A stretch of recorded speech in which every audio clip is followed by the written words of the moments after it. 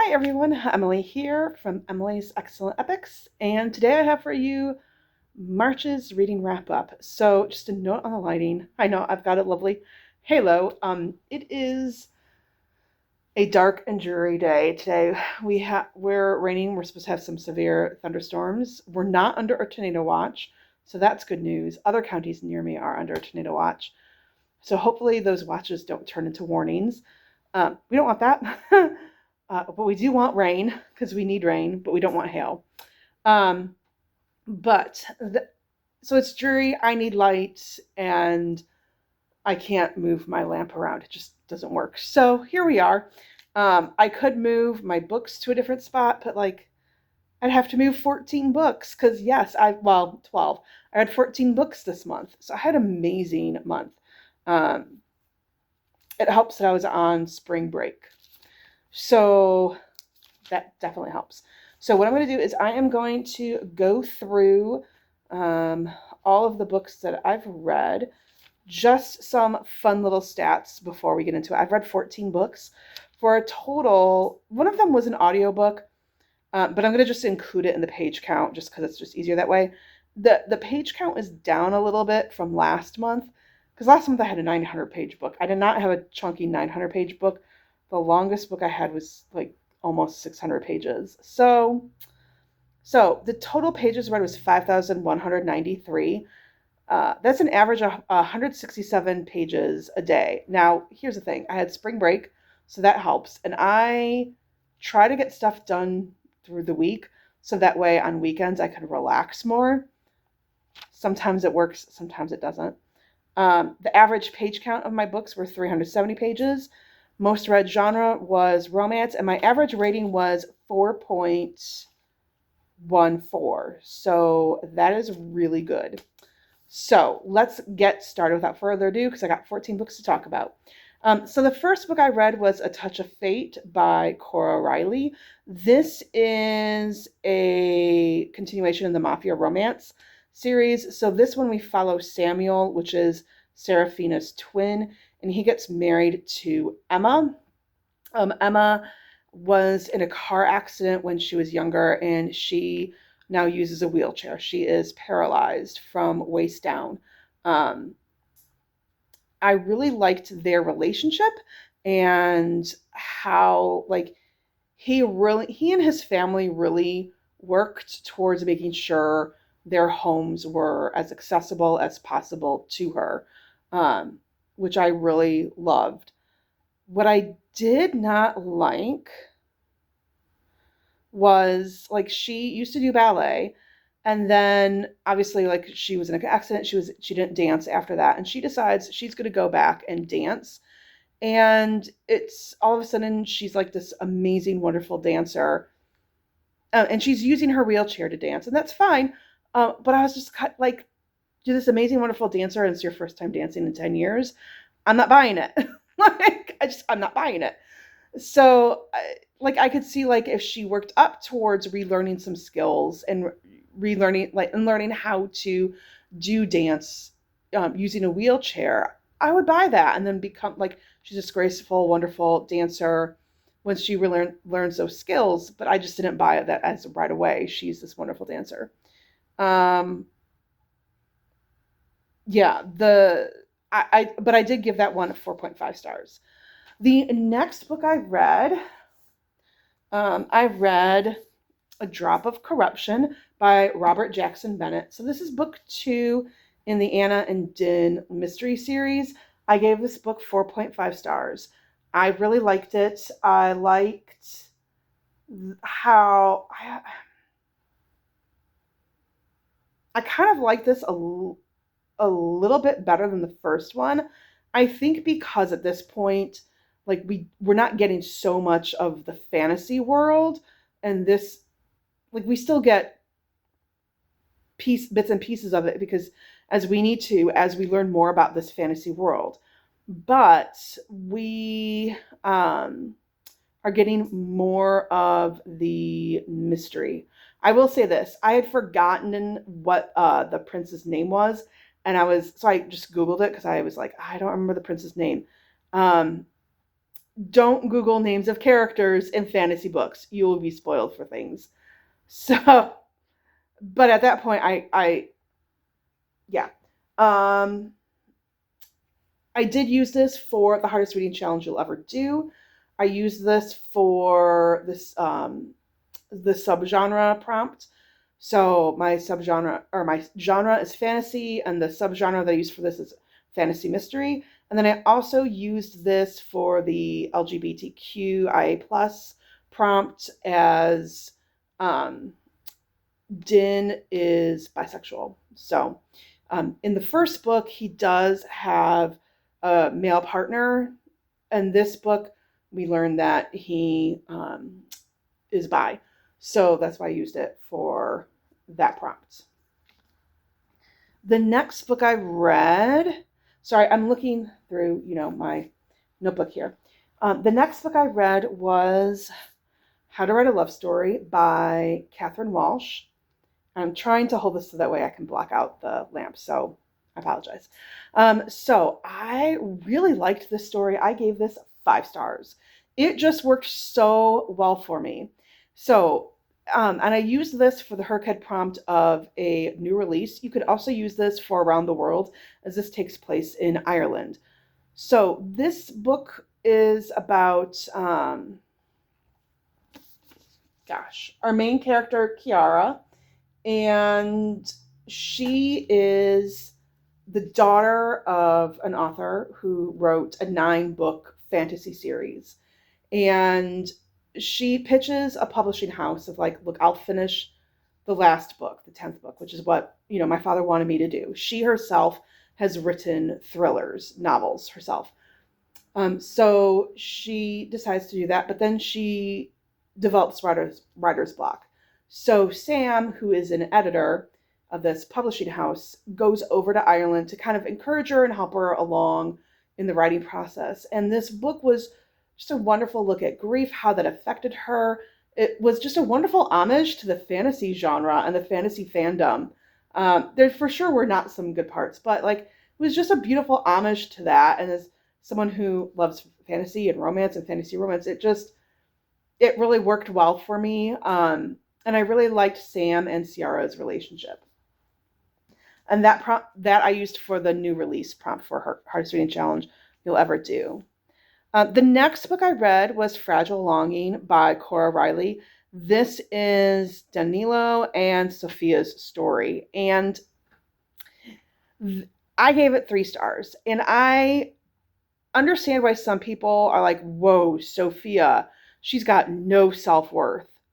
Like, and no confidence. And I understand that. I understand why people say that, but I also understand where Sophia is coming from.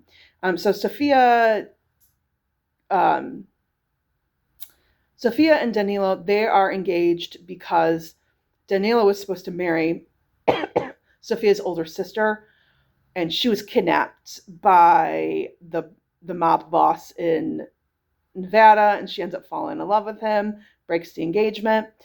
So Danilo says, look, I'm still supposed to be married. Like the agreement was I was supposed to marry one of your daughters. So Sophia becomes part of that arranged marriage. And everyone's like, Serafina, and Sophia feels kind of left behind. And I totally get that as someone who is the youngest of 4 children. And like my sister was kind of like the golden child and I was not. So like I get where she was coming from. Like I understood that. What I didn't like though is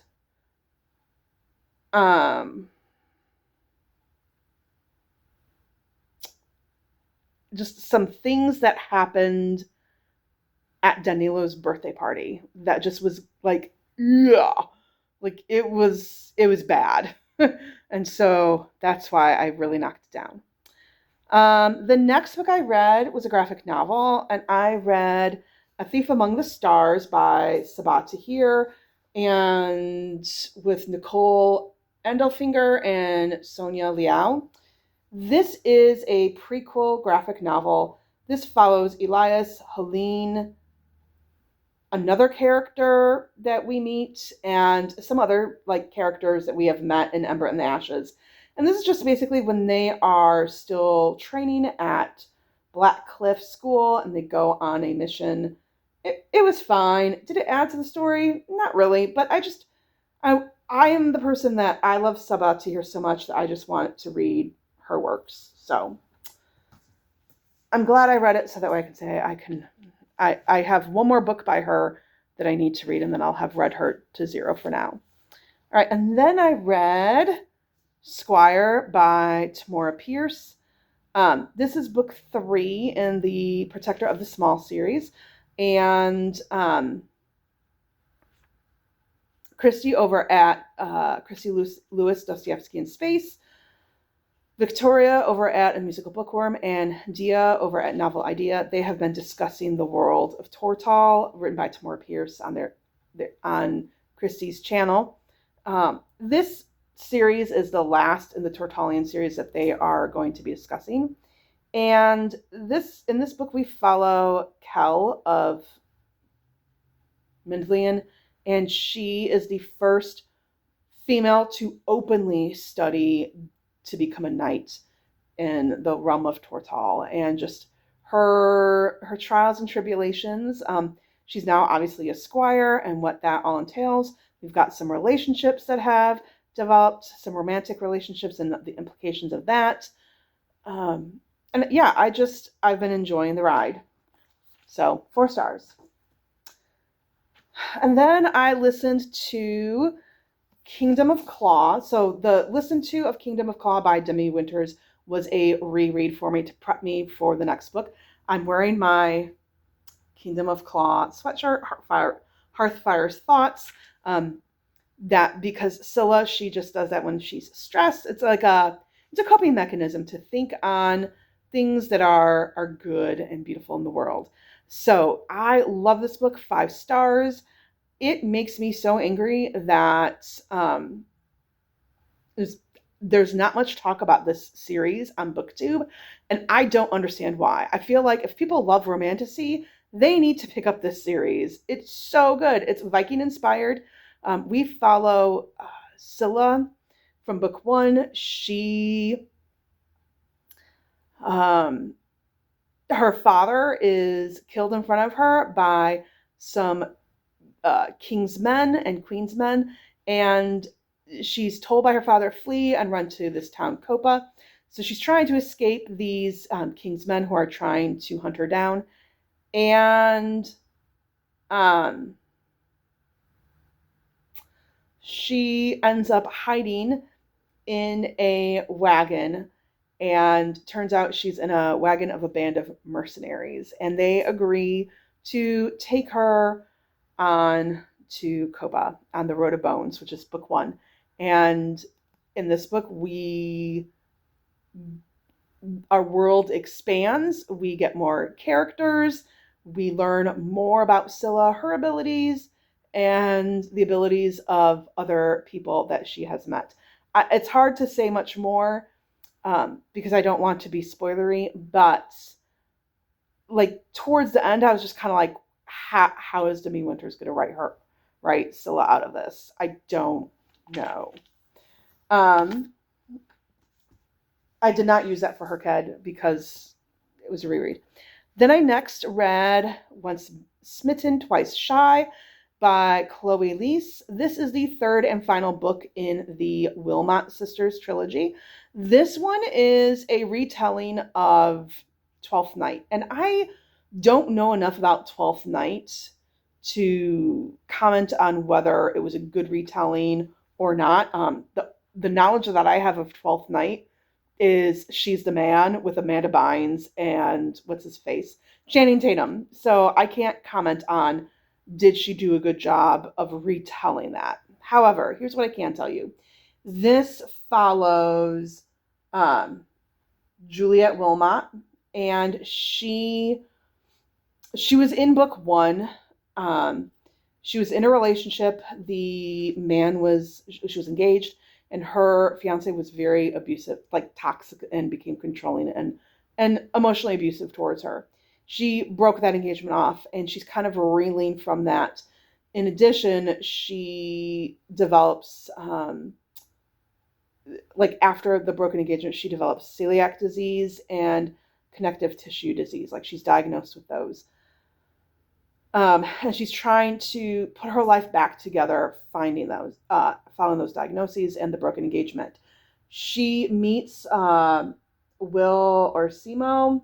He runs a whiskey distillery, and he is autistic, and he struggles. He wants to meet someone and marry because he thinks like, man, my wife will help me navigate these relationships, these business connections that I need to make with local owned bars to sell my whiskey to them. And she's like, I'm trying to recover from being very hurt and damaged by a man. And so they agree to practice romance on each other so that way they can then move on and meet new partners. And so, of course, they're going to fall in love. Come on now. They're the main characters in a romance novel. You know that it's going to happen. Shocking, right? Um, so I think the premise in like why they were together was really flimsy, but I loved their relationship. I loved how they care for each other. They know each other's strengths, they know each other's weaknesses, and just how they work to care for each other and help support them. So, and I used that for the hardest reading challenge you'll ever do. I used it for a retelling, all the adaptations. I did retelling of a play, and I did a trilogy. All right, and then I read Amari and the Despicable Wonders by B.B. Alston. I gave this 3.5 stars. I felt this book was disjointed, and I don't know, it could be my fault because I kind of started and stopped it, and I just kind of read it in spurts and not like full swoop. But it also just didn't really hold my interest as much. I don't know why. I think what kind of struggled for me is it had been a while since I read book 1 and 2, and I didn't do a reread on them. And so I wish that I had a brief synopsis of what had happened before diving into the book. I feel like any book in a series, like if you got series books, like a brief synopsis would be helpful. Because I know book 4 just came out, but it came out in hardback, and I've been collecting them in paperback, so I know it's going to be a while before I read book 4. So I don't know. But yeah, so I don't know.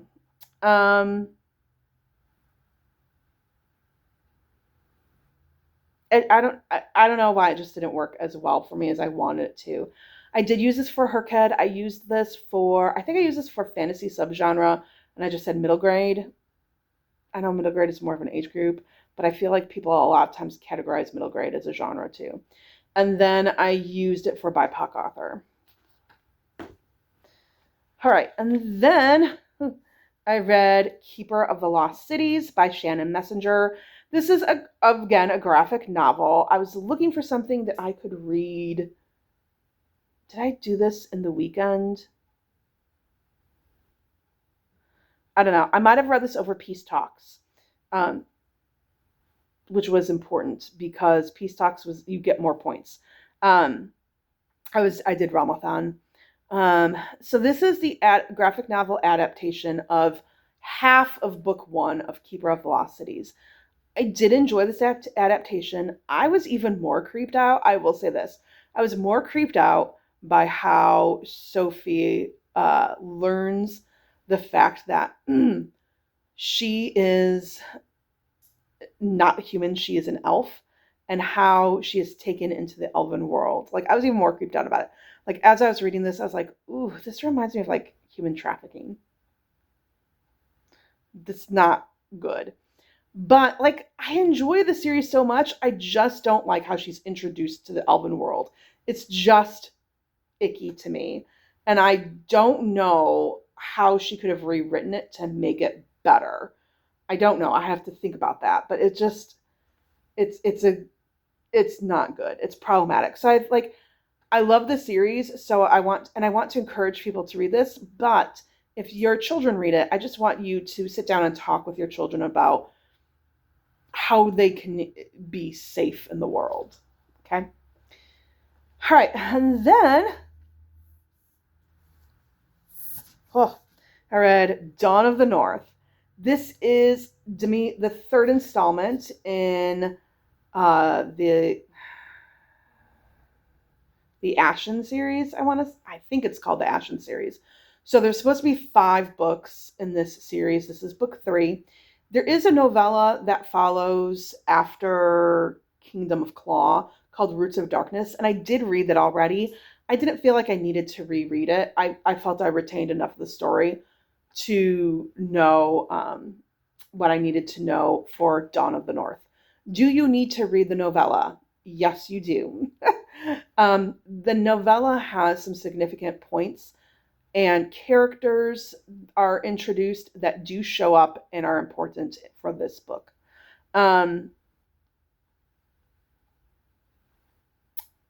Gave it 5 stars. I'm not quite sure how to talk about this without... okay, so I liked the plot development with Scylla and what happened with her. I was impressed with that. I thought it was interesting how the plot point that ended book 2 was resolved in this book. I'm curious to see how some characters are making connections with each other in this book. And so I'm curious to see how that's going to play out in book 4 and 5. I think that's about all I can really say without being too spoilery. Hopefully that worked. Then, I met The Night We Met by Abby Jimenez. I gave this 5 stars. Now, here's the thing. There is a part of me that wants to knock it down a little bit, because this one really toes the line on emotional cheating. So the premise of this is our main character, I forgot her name, Larissa. She one night is at a concert and she needs a ride home. And there are 2 men there, Mike and Chris. And she chooses to go in the car to get a ride home from Mike and not from Chris, because she felt like Chris was just a little too grumpy. And Chris just had a hard, like he at that time, we learned some things in the book about why Chris was a little grumpy. And so she ends up dating Mike. But Chris and Larissa just keep getting thrown together. Different circumstances keep happening. And Chris is Mike's best friend, and Chris really has strong feelings for her. This book was a little bit hard to read. I'm not going to lie. For some personal reasons. There are some pretty good trigger warnings for this book. This book, I feel like, was one of her more, like, Abby Jimenez does tackle some tough issues in her novels, and this one I felt was just pretty grittier. It definitely is a romance, but it also kind of toes the line on contemporary fiction. And I think it did a really good job handling the issues. There's a plot point with Mike that for me hit very, very close to home, that sometimes for me it was just really hard to handle and read. And again, it's a me issue, but I still really loved the book. So I also want to know what happened to Heather after Christmas. That never really was answered or resolved. So if you read the book, you'll know who Heather is. You'll know what I mean. But, like, what happened to Heather? She just kind of disappeared. I need to know more. The next book I read was The Strawberry Patch Pancake House by Laurie Gilmore. I really enjoyed this one. I'm really nervous when I read her now because the Cinnamon Bun Bookstore just did not work for me. This one did work for me. I gave this 3.5 stars. Um, I love a single dad nanny trope. Like it just works for me. Um, the characters are stock. They don't develop much, but like you know what? Like when I know what I'm getting into when I'm reading a Laurie Gilmore Dream Harbor book. I'm not looking for heavy hitting like Abby Jimenez. I'm looking for fun, enjoyment, and so that's why. I will say this: I really think. Well, I'm not going to say that. Never mind. I do think that Archer could have been in therapy. I think Iris could have been in therapy. Olive, the daughter, is in therapy. Olive lost her mother. And I think that's good, but I think they all could have benefited from therapy. Also, there's one line where it's like Archer and Olive. So, because Archer is the dad, Olive is his daughter, and I'm like, oh my gosh, Archer and Olive, the Notebook Company. Like, as soon as I see that, I think the Notebook Company. I do hope, like, that they. I have a special edition for the Pumpkin Spice Cafe and Christmas Tree Farm. I hope that more books get the special editions because the special editions are gorgeous. And last but not least, I read Blood Over Brighthaven by Emma Lung. And this I did use for the hardest reading challenge you'll ever do. I use this for BIPOC author, and I use this for Q recommends. So QWERTY, that's the name of the channel. Stephanie is the content creator. She is the one who made the hardest reading challenge you'll ever do. And one of the prompts is for like her long video, shorts and reels, and then another type of video that she does. She's got, you have to pick a book that she recommends in each of those videos. So this is one of her recs. I gave this one a 4-star. I did not like this as much as Sword of Kaigen. Sword of Kaigen was by far and away was my favorite book that I read last year. This one, I wanted to love this more than I did. I think there was a plot point between. Oh, let me back up and talk about what we're talking about.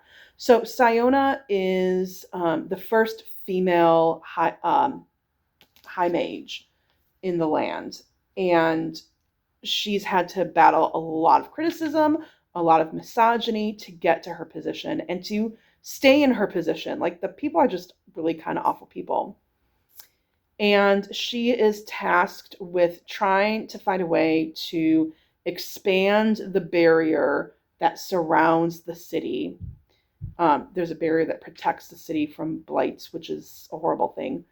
And so she's tasked to find a spell that will help expand the barrier. And she is completing that task with the assistance of Tamil, who is a Quen. Quen are just the name for anybody who lives outside in the wild beyond the barrier. And they are treated horribly. Some still live out there, but some have migrated into the city, and they are treated horrifically, like high xenophobia themes in this book. And Siona, for all her discrimination that she has had faced and all the misogyny she has faced, she is very xenophobic. And so I think part of why I didn't like it is I had a hard time liking Siona, and that's kind of the point. Like it just is. It's kind of the point that she is very much a morally gray character who has benefited off of this magic system. I wish some of the themes of xenophobia, power, ego. I wanted the themes of power and ego to be developed a little bit more. And I wanted the themes of misogyny and the xenophobia. I wanted them to be a little bit more nuanced and not hitting you over the head. But is this still a worthwhile read? Absolutely. Absolutely. It just, didn't hit where I want it to. I don't know. So, will I read more by Emma Wong? Absolutely. I'm looking forward to, I will read. Right now, she's an auto-buy author after 2 books. I'm hoping she'll write more soon. So, where that leaves me as far as stats with total books owned and read and unread. I did unhaul a bunch of books. I still need to list them in my Pangos shop, and I do plan on posting a video about that at some point in time. So my March stats, where I started off with and how I ended up. So, and I also I hauled a ton of books in March, more than I thought I would. So I started March with 813 books. I hauled, I think, 14 books, but I did unhaul books. So I started the month with 813 total owned books. I'm leaving the month with 803 total owned books. So that's minus 10. Yay me. The total read books was 341. Total read is 350. So that's plus 9. I know you're thinking like, wait, what?